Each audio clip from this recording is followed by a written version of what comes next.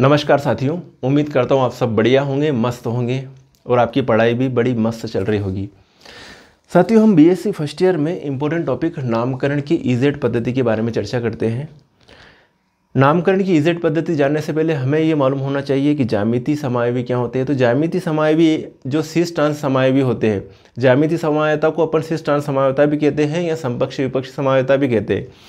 ज्यामितीय समायवता में क्या होता है साथियों कि यहाँ पर अलग कंडीशन है, ज्यामितीय समायवता में अलग कंडीशन होती है। ज्यामितीय समायवता में ये बात करी अपनों ने कि क्लोरीन और यहाँ क्लोरीन लिख दिया और यहाँ पर CH3 और यहाँ पर CH3। तो इस कंपाउंड में क्या है, इस कंपाउंड में आप देखोगे कि समान परमाणु या समूह द्विबंध के एक साइड में सेम साइड में आ गए, तो ये समायवी क्या हो गया, शीर्ष समायवी हो गया। इसको क्या कहूँगा मैं, शीर्ष आइसोमर्स कहूँगा। लेकिन यदि कंडीशन ये हो जाए भाइयों, ये वाली कंडीशन देखना, ये लिखा मैंने C और इधर लिख रहा हूँ मैं CH3 और डबल बॉन्ड और ये C और इधर लिख रहा हूँ CH3 और यहाँ Cl और यहाँ Cl। अब मेरी बात को ध्यान से सुनना, यहाँ पर क्लोरीन एक दूसरे के अपोजिट है, CH3 एक दूसरे के अपोजिट है, तो ये समायवी हो जाएगा साथियों ट्रांस या इसको कहेंगे विपक्ष। क्या कहूँगा, विपक्ष समायवी, और इसको समपक्ष। तो ज्यामितीय समायवता को समपक्ष विपक्ष समायवता भी कहते हैं। लेकिन ये कंडीशन हर एक ऑर्गेनिक कंपाउंड के लिए फॉलो नहीं होती है। अगर ये कंडीशन आ गई तो यहाँ पर अपने को सेम परमाणु या समूह कहाँ पर दिख रहे हैं, यहाँ पर ट्राई और टेट्रा डेरिवेटिव्स हो, तो उस कंडीशन में एक नामकरण की एक नई पद्धति दी जिसको हम कहेंगे ईजेड पद्धति। क्या कहेंगे उसको, ईजेड पद्धति नामकरण की। मतलब ज्यामितीय समायवता की कमियों को दूर करने के लिए, मतलब सेम ये कंडीशन क्या है, अगर आपको ज्यामितीय समायवता के लिए शर्त क्या है कि सेम एटम देखेंगे, सेम एटम या ग्रुप देखेंगे। अब अगर सेम एटम या ग्रुप सेम साइड में है तो वो शीर्ष समायवी हो गया, समपक्ष समायवी, और अगर एक दूसरे के अपोजिट कंडीशन में है तो वो हो गया विपक्ष समायवी या ट्रांस समायवी। लेकिन यदि अपने को यहाँ पे सेम एटम या ग्रुप दिख ही नहीं रहे, ये जो चारों जो प्रतिस्थापित जुड़े हुए चारों ही अलग अलग है, यहाँ पर आयोडीन, मेथिल, ब्रोमीन, क्लोरीन है, यहाँ पर भी अलग अलग है, यहाँ पर भी अलग अलग है, तो इस कंडीशन में हम शीर्ष और ट्रांस कैसे बताएं। तो इसके लिए एक नई पद्धति आई जिसे हम कहेंगे ईजेड पद्धति। तो साथियों क्या लिखा हुआ है यहाँ पर कि समपक्ष और विपक्ष, जो अपनों ने ज्यामितीय समायवता के लिए बात करी थी, तो समपक्ष और विपक्ष विधि से सभी प्रकार के ज्यामितीय समायवियों का विन्यास निर्धारित नहीं किया जा सकता।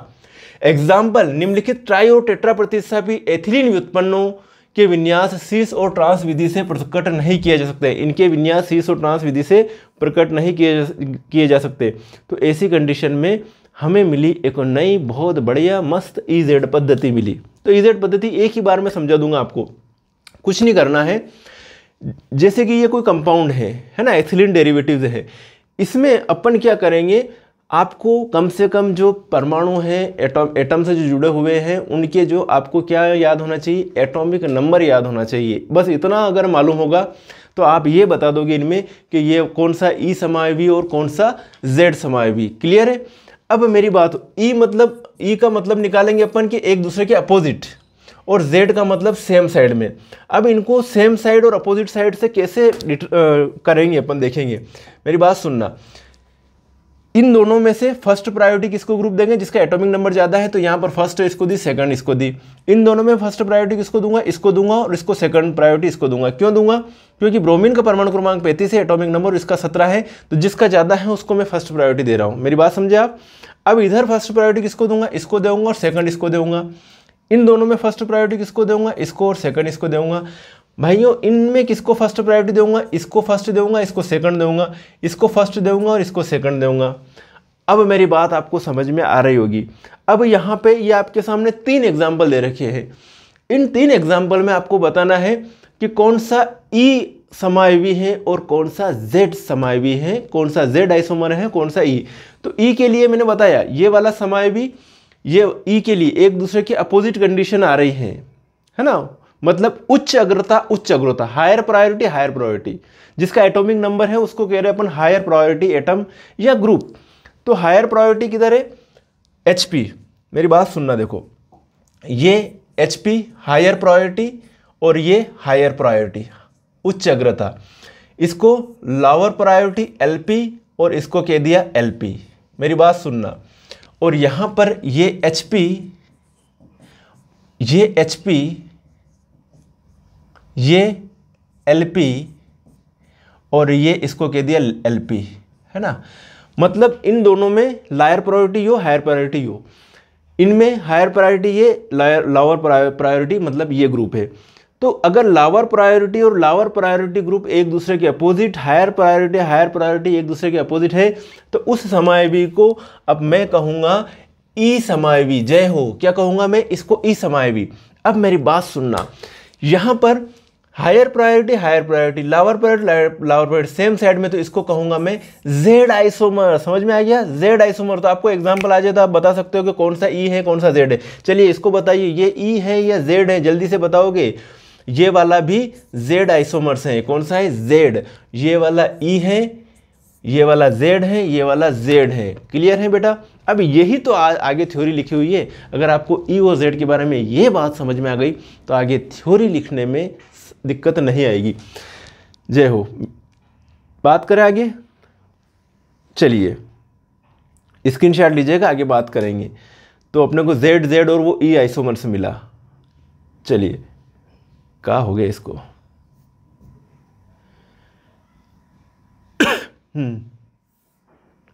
अब देखो यहां पर जो ये दे रखी है ना, ये 1 ब्रोमो 1 क्लोरोप्रोपीन एग्जाम्पल इसका।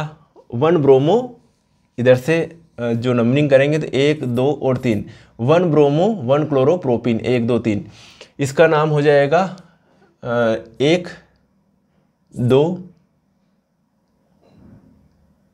2 क्लोरोप्रोपीन।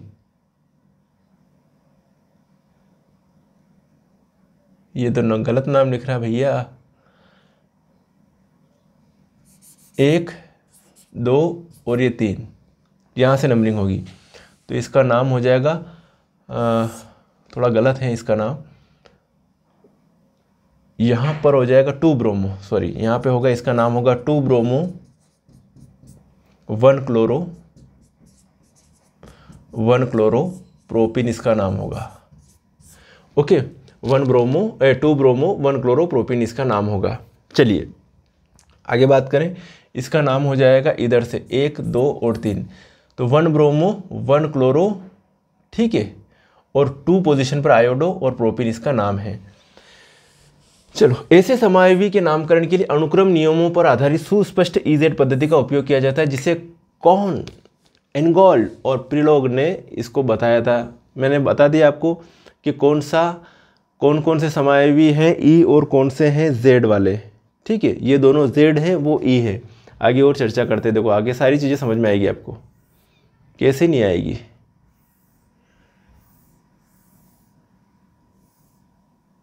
देखो जो मैंने बताया वही है।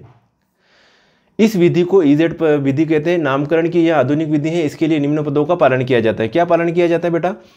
एक तो देखो यहाँ पर उच्च अग्रता और उच्च अग्रता, ठीक है, इसको चाहो तो आप ऐसे लिखो C+C, इधर जो है हायर प्रायोरिटी और ये हायर प्रायोरिटी ऐसे, और लोअर प्रायोरिटी और लोअर प्रायोरिटी ऐसे लिखो तो भी चलेगा। मतलब उच्च अग्रता सेम साइड में, लोअर प्रायोरिटी निम्न अग्रता सेम साइड में, तो क्या कहूँगा इसको? जेड समायवी। इसको क्या कहूँगा? ई समायवी। एक दूसरे के अपोजिट है, उच्च अग्रता निम्न अग्रता। मतलब हायर प्रायोरिटी लोअर प्रायोरिटी और लोअर प्रायोरिटी एक दूसरे के अपोजिट है, तो क्या कहूँगा उसको? ई समायवी। और ये जेड समायवी। देखो द्विअबंधित प्रत्येक कार्बन परमाणु से संलग्न 2 समूहों में से प्रत्येक को अनुक्रम नियम के अनुसार अग्रता प्रदान की जाती है, और उच्च अग्रता वाले दोनों परमाणु या समूहों का वितरण देखते हैं। देखो क्या कहा? यदि high priority HP, high priority वाले समूह द्विबंधी के एक ही ओर हो, हाई प्रायोरिटी वाले समूह द्विबंधी के एक ही ओर हो, तब इस विन्यास को मैं क्या कहूँगा? जेड का ये जर्मन में मीनिंग से लिखा गया है, मतलब टूगेदर। क्या लिखा? जुस्समन मीन्स टूगेदर, अर्थात सीस आइसोमर, मतलब सेम साइड में से प्रकट करते हैं। और यदि उच्च अग्रता वाले परमाणु या समूह द्विबंध के विपरीत पक्षों में हो, एक दूसरे के विपरीत पक्षों में हो, है ना, पक्षों या पार्श्व पर है, तब इस समायवी का विन्यास ई, जर्मन है ना, एंटीजन मीन्स अपोजिट अर्थात ट्रांस से प्रदर्शित करते हैं। ट्रांस समायवी, ठीक है। ई को क्या कहे? मतलब ट्रांस समायवी, अपोजिट साइड्स, तो ये ई समायोगी हो गया और ये जेड समायोगी हो गया। साथियों मैंने इसका जो है आपको एग्जाम्पल और बताते हैं कौन सा ई है और कौन सा जेड है। अब इसमें वो तो एग्जाम्पल अपनों ने देखे ही है, अब देखो इनमें बताओ कि कौन सा कैसे ई कह रहे और कैसे जेड कह रहे। उपयुक्त निम्न उदाहरणों की सहायता से अधिक स्पष्ट हो जाएगी आपको स्थिति। अब देखना यहाँ पर आपने जो जोड़ रखा है, मेरी बात सुनो, इधर आपने जोड़ रखा है क्लोरीन और इधर जोड़ रखा आपने ब्रोमीन। इन दोनों में क्लोरीन और ब्रोमीन में किसका एटॉमिक नंबर जो है वो ज़्यादा है? ब्रोमीन का ज़्यादा है तो फर्स्ट और सेकंड प्रायोरिटी दे दी। इन दोनों में इसका ज़्यादा है इसका कम है तो इसको फर्स्ट प्रायोरिटी इसको सेकंड प्रायोरिटी। अब फर्स्ट प्रायोरिटी और फर्स्ट प्रायोरिटी एक दूसरे की क्या आ रहे? अपोजिट आ रहे। सेकंड सेकंड एक दूसरे के अपोजिट आ रहे, तो कौन सा हो गया? ये ई समायोगी हो गया। कौन सा? ई। तो जो नामकरण करेंगे उसके पहले क्या लिखेंगे अपन? ई। तो ई 1 ब्रोमो 1 पोजिशन, IUPAC नामकरण करेंगे तो 1 2 और 3, तो 1 ब्रोमो 1 क्लोरो प्रोपिन इसका नाम होगा। क्लियर है? ऐसे ये जेड समायोगी हो जाएगा। जेड कैसे? क्योंकि सेम साइड में हायर प्रायोरिटी ग्रुप है। इन दोनों ग्रुप की कंपैरिजन करते हैं, पहला फर्स्ट प्रायोरिटी इसको दिया, सेकंड इसको दिया। अब इन दोनों में देखते हैं एटॉमिक नंबर किसका ज़्यादा है? ब्रोमीन का ज़्यादा है, तो फर्स्ट इसको दे दूं मैं और सेकंड प्रायोरिटी इसको दे दूं। तो फर्स्ट प्रायोरिटी सेम साइड में, सेकंड प्रायोरिटी मतलब LP सेम साइड में, LP सेम साइड में, निम्न अग्रता HP higher priority same side में। तो कौन सा समायोगी? जेड। तो जेड लिखेंगे। मैं नामकरण करने से पहले जेड लिख दिया, मतलब इमेजिनेशन करना है कि इस टाइप की स्ट्रक्चर होगी। तो Z 1 ब्रोमो 1 क्लोरोप्रोपिन, ये Z 1 ब्रोमो 1 क्लोरोप्रोपिन हो गया और ये E 1 ब्रोमो 1 क्लोरोप्रोपिन हो गया। अगर यहाँ से देखेंगे इस साइड यहाँ से यहाँ तक, तो ये और ये दोनों सेम है, ये और ये दोनों सेम है। लेकिन अगर कॉन्फ़िगरेशन अलग अलग तरह से एटम या समूह जुड़े हुए हैं तो कैसे बताएंगे भैया कि क्या है ये, क्या बला है ये? तो एक को कह दिया E, एक को कह दिया Z। जेड किस कंडीशन में कहा? सेम साइड में हायर प्रायोरिटी ग्रुप एक दूसरे के अपोजिट है तो ई कह दिया इसको। ऐसे ही आगे और एग्जांपल दे रखा है, किसको जेड कहूँगा किसको ई कहूँगा। देखो एक और आगे आपके सामने एग्जांपल, इन दोनों में फर्स्ट प्रायोरिटी किसको दूँ? आयोडीन का तर्पण है, परमाणु क्रमांक 1 इसको दिया, सेकंड इसको दिया। इसमें सिर्फ कार्बन देख रहे अभी है ना, कार्बन का 6 होता है। इन दोनों में परमाणु क्रमांक किसका ज़्यादा है भाई साहब? इसका 35 है और इसका 17 है, तो सेकंड प्रायोरिटी इसको। तो सेम साइड है तो कौन सा समायोगी हो गया? जेड समायोगी। यहाँ पर फर्स्ट प्रायोरिटी इसको, सेकंड इसको दे दी, फर्स्ट है इसको, सेकंड एक दूसरे के अपोजिट है, तो कौन सा आइसोमर्स हो गया? ये ई समायोगी हो गया। क्या हो गया? ई समायोगी। मेरी बात आप समझ गए होंगे। ओके भैया, जेड समायोगी। तो 1 ब्रोमो 1 क्लोरो, इधर से देखेंगे तो 1 2 3, 1 ब्रोमो 1 क्लोरो, ठीक है, 2 आयोडो प्रोपिन है ये। लेकिन कौन सा किस कंडीशन में किसको क्या कहेंगे? अगर ये कॉन्फ़िगरेशन है तो इसको जेड आइसोमर कहूँगा, तो इसके जेड लिखने के बाद ये सारा लिखूंगा, और इसमें ई लिखने के बाद में ये सारी चीज़ लिखनी पड़ेगी कि ये ई आइसोमर से है। जय हो, समझ में आयो? चलो और एग्जाम्पल दी रखा है, अणा में भी देखा कि कसो ई है ने कसो जेड है। चलो फर्स्ट प्रायोरिटी अणी ने, सेकंड अणी ने दो, एक तरफ OH और एक तरफ CH3 दे रखा है भाई साहब। तो OH जो है, OH में ऑक्सीजन का परमाणु क्रमांक 8 होता है और इसका कार्बन का 6 होता है। तो फर्स्ट इसको, सेकंड इसको, तो फर्स्ट सेम साइड में जेड आइसोमर्स। इसमें फर्स्ट इसको दूं, सेकंड इसको दूं, इन दोनों में किसको दूं? फर्स्ट इसको, सेकंड एक दूसरे के अपोजिट है, ये ई आइसोमर्स हो गया।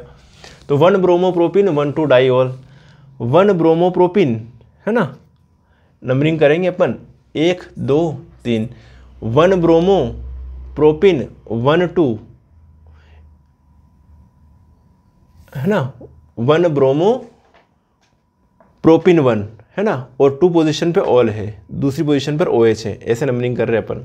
IUPAC नामकरण आपको आते होंगे, ठीक है। 1 ब्रोमो मतलब नंबरिंग करने के लिए वापस यहाँ से दे रहे, इस कार्बन को फर्स्ट प्रायोरिटी, इसको सेकंड और इसको थर्ड दे रहे नामकरण करने के लिए। तो 1 ब्रोमो 2 पोजीशन पे क्या है? OH जुड़ा हुआ है, तो 1 ब्रोमो प्रोपिन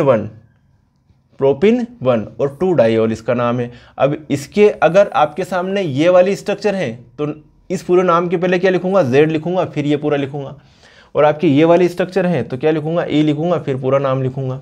ये चीज़ है भैया नामकरण की ईजेड पद्धति।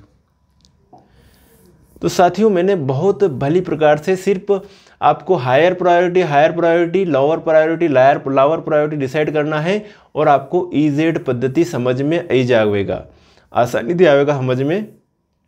ठीक है, जैसे कि ये जो दे रखा है इसको आप किसको जेड कहो और किसको ई कहो, तो आप ऐसे भी बताओ तो भी घबराना ना मत कि सी डबल बॉन्ड सी ये और सी डबल बॉन्ड सी इधर और इधर और इधर और इधर।